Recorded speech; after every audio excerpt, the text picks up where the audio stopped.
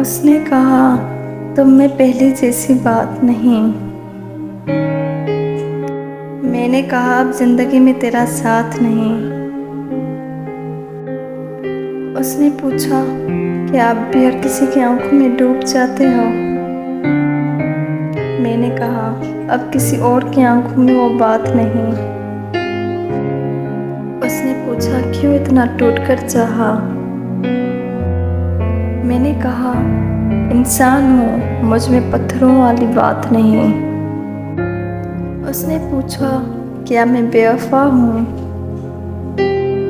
میں نے کہا اب مجھے وفا کی تلاش نہیں۔ اس نے کہا بھول جاؤ مجھے۔ میں نے کہا تم حقیقت ہو، کوئی خواب نہیں۔